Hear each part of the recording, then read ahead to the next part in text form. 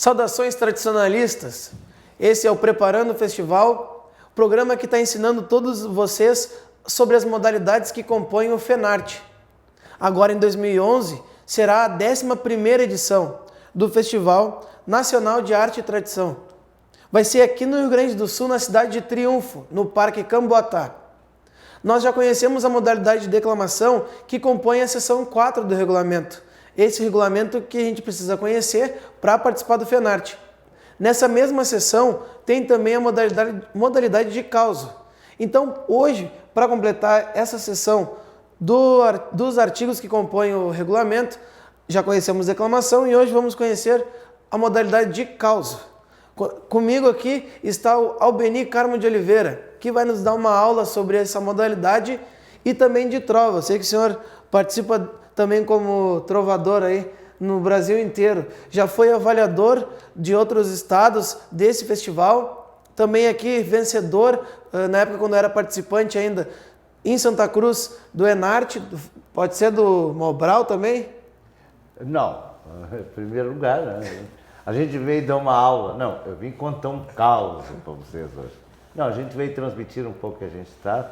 Eu comecei a participar do que hoje é Enarte, quando começou o Mobral, o Festival Mobral, né? Comecei naquela época, comecei na trova. Depois participei do FEGARTE também, até ser campeão do Enarte. Aí fui campeão, inclusive, de uma modalidade que não tem no FENARTE, ainda não foi incluída no FENARTE, talvez daqui a alguns anos, tenha que a Pajada, e também ganhei causo, e ganhei trova e pajada no ano.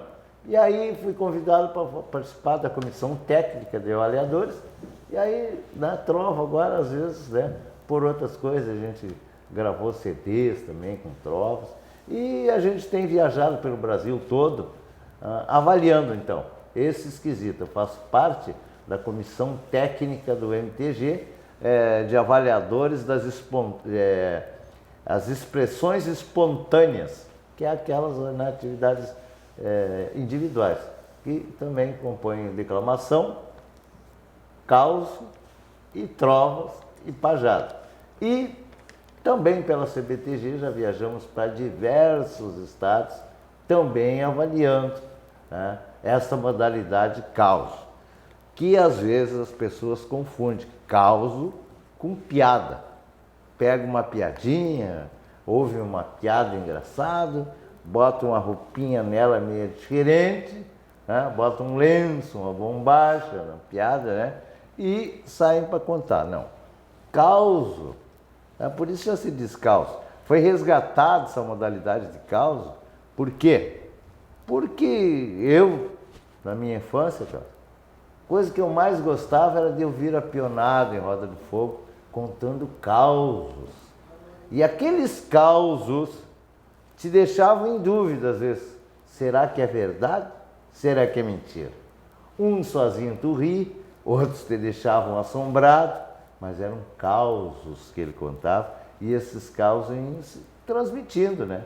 Hoje em dia, devido à globalização e meios de comunicações e tal, já as famílias não têm mais esse tempo de sentar e se matearem ao pé do fogo, né? E ouvir um avô contando um caos da juventude dele, um tio contando um caos de uma tropiada, um parente, um amigo que nos vem visitar, né? Contar um caos da infância para os mais novos. Não se tem mais tempo para isso. Então, há uma forma de resgatar os causos, né? Eu até diria para ti que causo era uma forma da gente conhecer, adquirir sabedoria oralmente. Por quê? Porque alguém contava um caos que na ponte tal, do rio tal, deu-se um combate que ele se fez presente e lá matou 2, 3, quer dizer, tu não sabe, não está nada escrito, mas ele te descrevia o local, né? O campo, a estrada onde aconteceu esse caso, com tanta autoridade que te deixava curioso e até hoje desperta curiosidade. Quando alguém conta um caos bem contado para a gente, desperta a curiosidade da gente ir conhecer. Tu é mais jovem, hoje em dia garanto que tu vai para a internet. Se eu te contar um caos aqui, que deu-se lá na minha cidade, da onde eu sou nascido, em São Vicente do Sul, esse caos, quem me contou foi o meu pai, porque ele trabalhava ali, carreteava por ali, que deu-se às margens do rio Turupi. Tu tens ideia onde fica o rio Turupi? Não faço ideia. Que município. Deve ser perto Mas da cidade onde o senhor nasceu. Se eu te contar um caos, tu vais procurar hoje em dia, saber aonde fica esse rio Turupi e te dizer, né? Meu pai, por exemplo, se escondeu atrás das balas de uma revolução que ele participou, né? Escondeu ele, mais o meu irmão mais velho na época, do tiroteio atrás da carreta. Né? E essa carreta hoje está... Né? Agora não tem mais, deteriorou com o tempo, mas ainda estava lá em São Vicente com as marcas de bala daquela batalha, quer dizer. Agora tu vai ficar pensando para mim, será verdade ou será mentira? E daí a gente tira um caos. Tanto é que o contador de caos, né, neste regulamento da CBTG, ele tem 9 minutos para contar um caos. Não pode ultrapassar os 9 minutos. E ali são atribuídos pontos. São 10 pontos, dividido em 4 itens. Olha aqui, dicção vale 2 pontos. Então o avaliador vai ver se tu tem uma boa dicção, se tu conseguisse, né, entendi tudo que tu falou no caso. É que às vezes a pessoa tenta, né, enrolar quem está ouvindo, aí dizer assim, não, tu riu tudo pelo. Aí lá que deu aquilo lá. Tua dicção falhou, tu não transmitiu bem, vale 2 pontos. A teatralidade, o que é? A forma como tu transmite em teatro. Tu faz um teatro daquilo ali. Monta uma cena para o povo te olhar como se fosse um teatro. 3 pontos vale.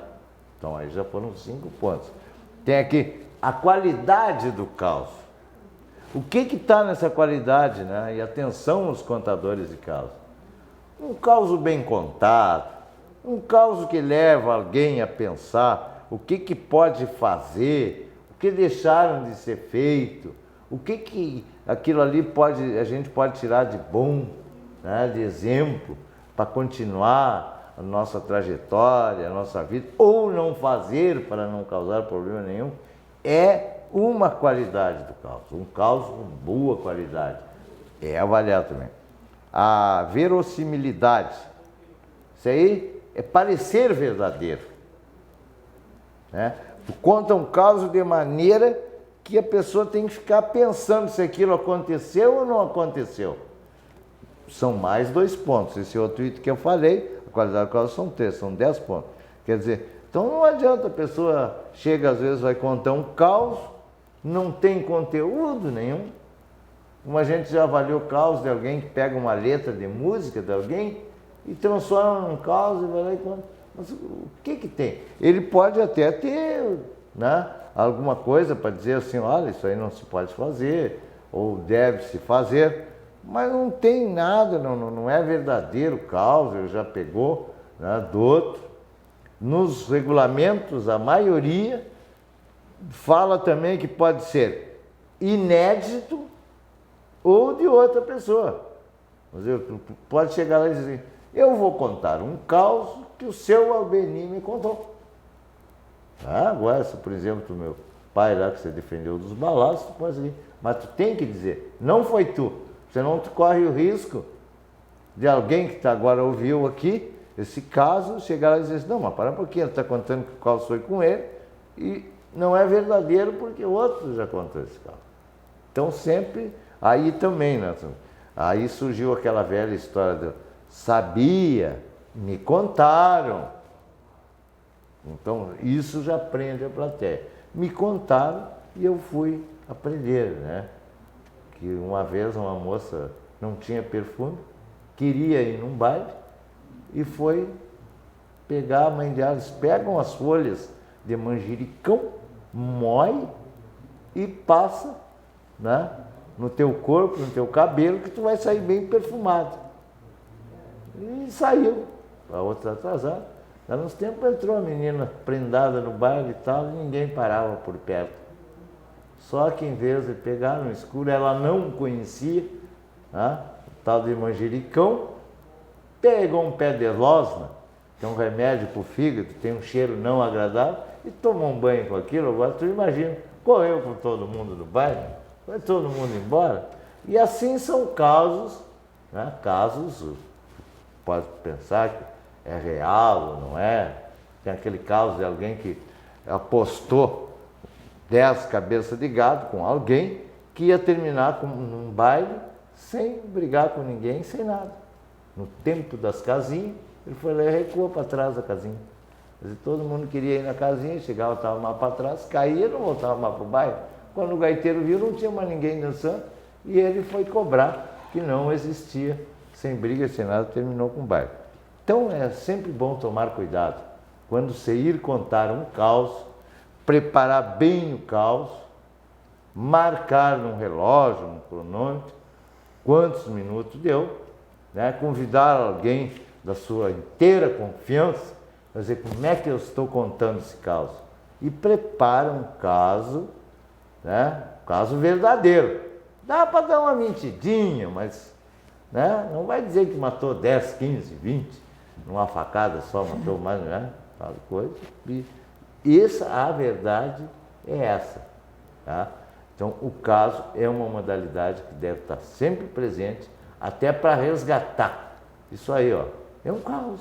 Tu vai ter um caos para contar, que um dia tu entrevistou o seu Albenir.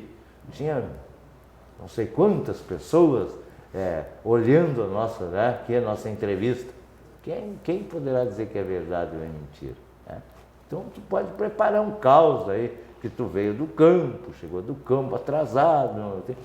Prepare muito bem o seu caos. E essa modalidade caos deve ser resgatada e perdurar sempre. Tá certo. Essa foi a modalidade de caos. Nós ainda temos que conhecer outras modalidades. O seu Beni continua aqui no nosso programa para que a gente possa conhecer a modalidade de trova, que são divididas em 2 etapas. Mas a gente vai conhecer isso no próximo bloco, quando a gente voltar com mais Preparando o Festival.